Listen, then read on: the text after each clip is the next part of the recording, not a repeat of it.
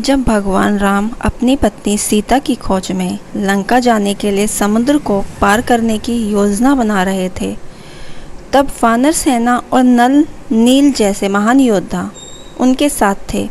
सभी मिलकर भगवान राम के नेतृत्व में सेतु पुल निर्माण में जुटे थे ताकि पूरी सेना समुद्र को पार कर सके। इस कार्य के लिए बड़े बड़े पत्थरों और चट्टानों का उपयोग किया जा रहा था और वानर सेना बड़े उत्साह से इन पत्थरों को समुद्र में डालकर पुल का निर्माण कर रही थी। जब वानर और अन्य योद्धा इस कठिन कार्य में लगे हुए थे, तब एक छोटी सी गिलहरी भी इस महान कार्य में योगदान देने के लिए प्रेरित हुई।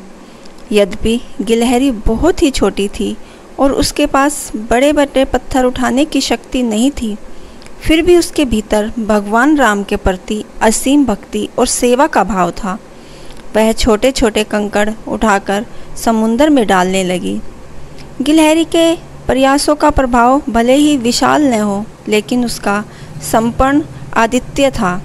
वह बार बार किनारे से छोटे छोटे कंकड़ उठाती, उन्हें समुद्र में ले जाकर डालती और फिर वापस आकर दोबारा इसी कार्य में लग जाती।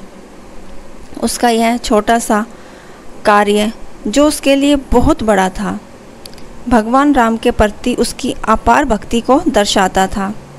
वानर जो बड़े बड़े पत्थर उठाकर समुद्र में डाल रहे थे ने जब गिलहरी को यह करते देखा तो उन्होंने उसका मजाक उड़ाना शुरू कर दिया। वे कहने लगे, तुम्हारे छोटे छोटे कंकड़ों से क्या होगा? हम यहाँ बड़े बड़े पत्थर डाल रहे हैं जो इस पुल का निर्माण कर रहे हैं। तुम्हारे इस छोटे से कार्य का क्या महत्व है?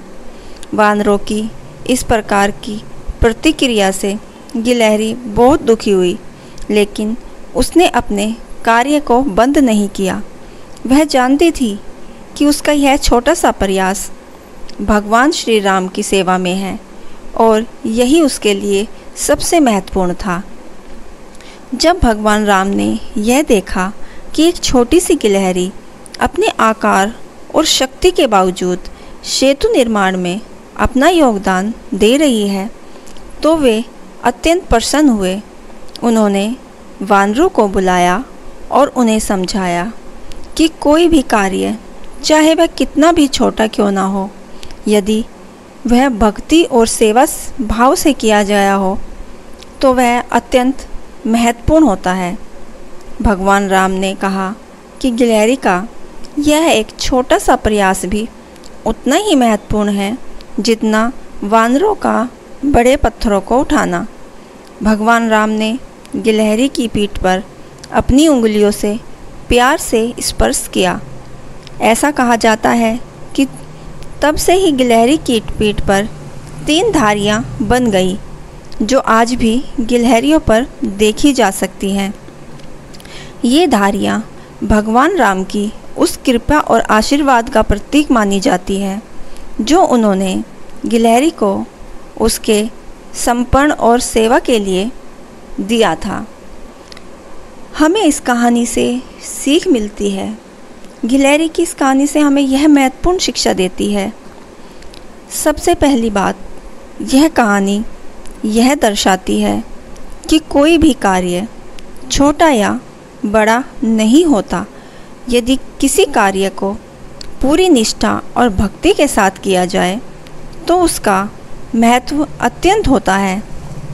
गिलहरी का छोटा सा प्रयास यह सिखाता है कि हर व्यक्ति, चाहे वह कितना भी छोटा या साधारण क्यों ना हो, अपने सामर्थ्य के अनुसार बड़े बड़े कार्यों में भी अपना योगदान दे सकता है। अतः हमें किसी भी काम को छोटा या बड़ा नहीं समझना चाहिए, उसे भक्ति भाव से करना चाहिए। दोस्तों, श्री राम और गिलहरी की ये कहानी आपको कैसी लगी हमें ज़रूर बताइए। और अगर आप हमारे चैनल पर नए हैं तो हमारे चैनल को सब्सक्राइब करना ना भूलें।